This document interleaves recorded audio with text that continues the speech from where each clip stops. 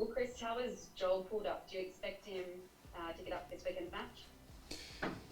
We think so, Sarah. We're not exactly sure right at the moment, but the signs are looking okay.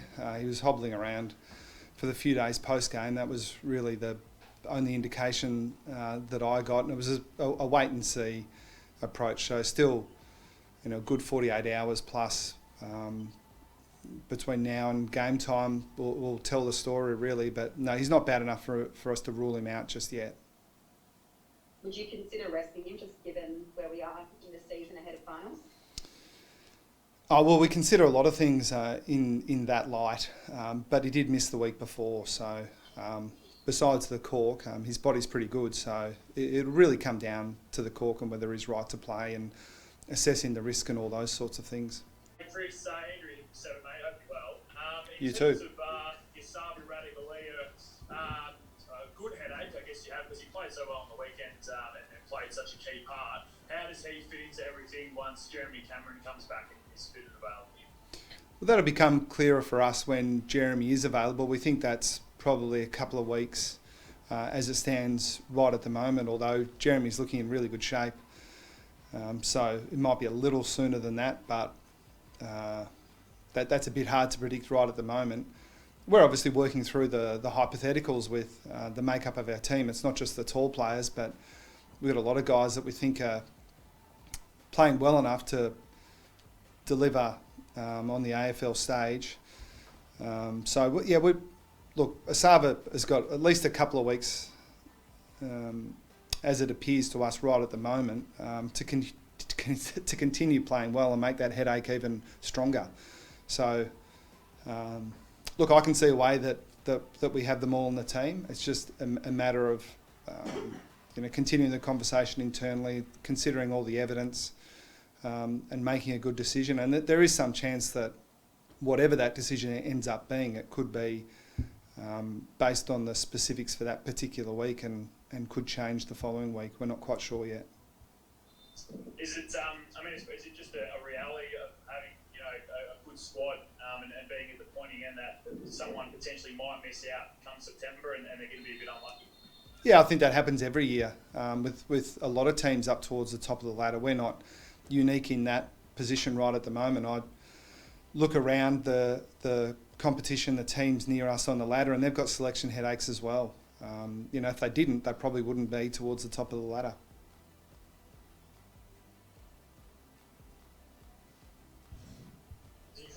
Is Esava vying for a spot with Reece as well as potentially a first ruck option, Chris?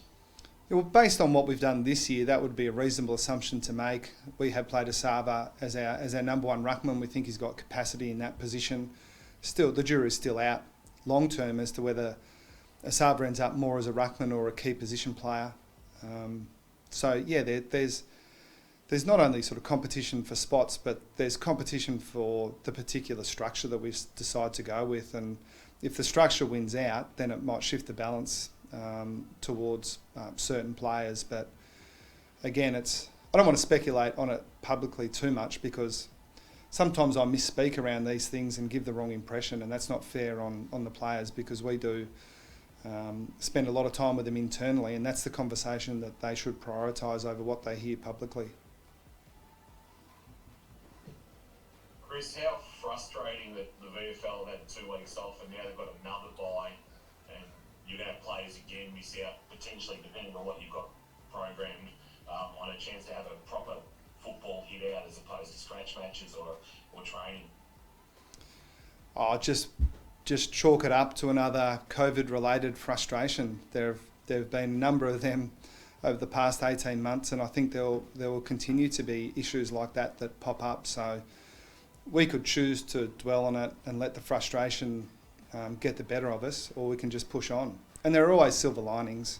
Sometimes the VFL schedule makes it really difficult for us to choose who we take on the road, carryover players, things like that. So I'm clutching at straws a little bit, but the fact that we can pretty much take whoever we like this week and not deprive them of game time is the way I'm choosing to look at it, Kingy. What have you made of North Melbourne's, I suppose, recent form, Chris? Chris. Obviously took a little bit of time to get going with what they were doing under David Noble, but certainly the second half of the year they've really improved. What have you sort of made of their recent form?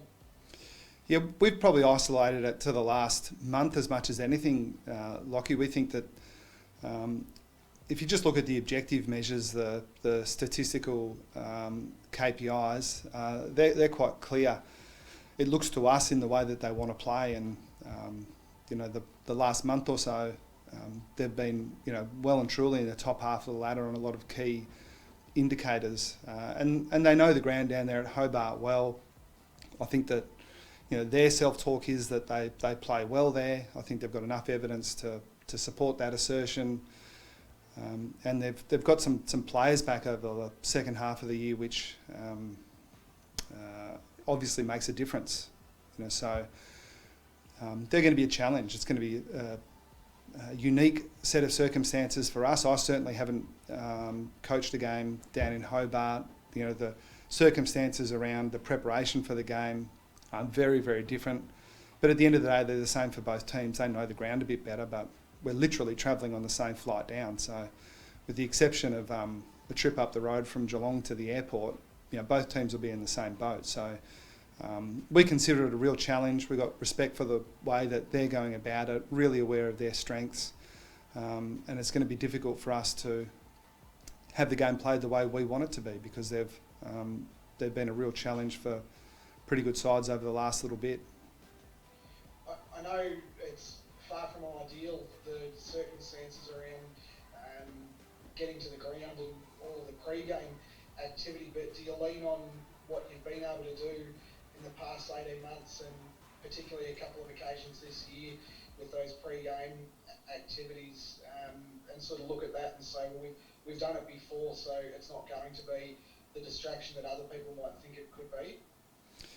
Yeah, to an extent, Lockie. I think it's a mistake to not acknowledge the differences in the preparation. But just because you acknowledge them doesn't mean that you don't accept the challenge of overcoming some of those quirks. And we feel as if we've got some pretty solid evidence that we can overcome those little issues as long as we prepare for them as well as we possibly can. And we think we've done that well to this point in the prep this week, but the next 48 hours is really key. So yeah, it's a bit of a challenge. It's a bit of a strange situation, but our guys have shown a propensity to embrace those sort of circumstances so far. I've got confidence that will continue.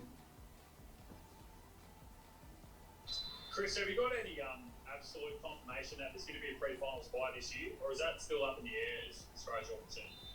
No, it's still up in the air as far as I know, but that doesn't mean it's any less likely than it was. It just means that we don't know. And I don't spend too much time thinking about this stuff, but my quick take on it is that that's probably good policy from the AFL to not make any sort of bold statements trying to forecast the future when we're in such uncertain times. So I think they're probably in a similar situation to us in that they're just waiting as long as they can before they get all the information, or as much information as they can get, and then making a good decision in the moment. So that's what we're preparing for, just to be ready for things to shift if they need to.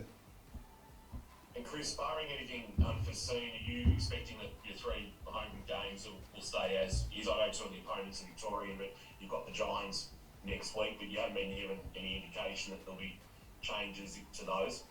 I'm just looking for a bit of support here. No, I haven't heard, but that often doesn't mean much. The people up the chain haven't heard anything either. So, but again, I don't think you should read that as it's locked in, because that's been the pattern all year. Chris, at this time of year, one of the most important factors is the health of the squad. I mean, how do you think you're poised at the moment?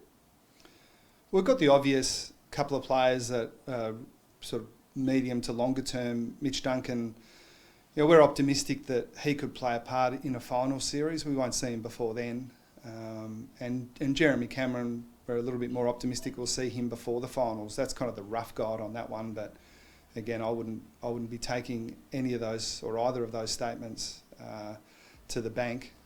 But the rest of our squad seems to be in pretty good shape. We've certainly got some players who aren't getting a game in our 22 at the moment who would be more than happy to play and confident that they could play at a high level. So I think that sort of speaks to the health of our squad, and the stellar job that our medical and sports science staff have done under extremely trying circumstances this year. We're really proud of the work they've done to have our squad in such good shape. Just on that, Chris Gryan-Myers obviously out for a bit. Is Sam Simpson in calculations at this stage? He obviously played the Grand Am finals last year. Yeah, he is, Pete. One, as you say, because he was in our preferred team in the grand final last year, so that speaks to where we rate him. And two, because he's had a good preparation, sort of off a number of injuries. So we've been cautious and slow in his return to play, but he has some pretty good match conditioning under his belt now and will start to come into the frame. How disappointing is it to lose Gryan, Chris? I think he played 50 games from the first time that he made his senior to be right the way through, and then had the incident earlier in the year, and so he came back and was looking in reasonable touch again, and then to re-injure that leg. How disappointing is that for him and the group? Yeah, the blink response is that it's really disappointing, but my hope is that in 3 or 4 weeks' time we look back and we're nowhere near as disappointed because he gets back in time for a final series, which I think is likely. So the key, at least in my thinking, is to not let the short-term disappointment get the better of you, because we might look back on this and say, well, it didn't really matter that much anyway. But he certainly has been desperately unlucky. To get a knock exactly on that spot in his lower leg is it's freakish, really. So, and even the fact he was able to play out the game either speaks to one of two things: either he's very, very tough, which I think is probably true, and maybe, and this is our hope, that the injury isn't quite as bad as it was the first time. Have you got Olympics fever, Chris? So the boys got Channel 7 on down there and watching all the gold medals come our way?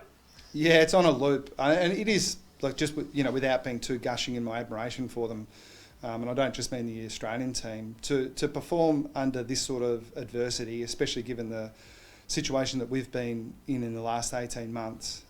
It sort of pales when you compare it to individual athletes in particular who base their whole lives around performing in the moment once every 4 years. So to be put off for 12 months and then come back and perform in that moment is, in the circumstances, is something you can't help but have admiration for. It's inspiring.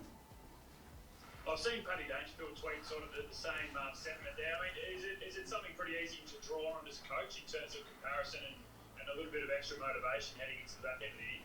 Yeah, we do it irregularly, and we seem to have some really well-educated sporting minds in our playing group, and whenever I bring something up, they tend to roll their eyes because they've already seen it, and understand it much better than I do. But yeah, you wouldn't be an Australian if you didn't watch some of those finals in the heat of the moment and have the hairs on the back of your neck stand up, watching them prevail. It is, that's times like these you're proud to be an Australian.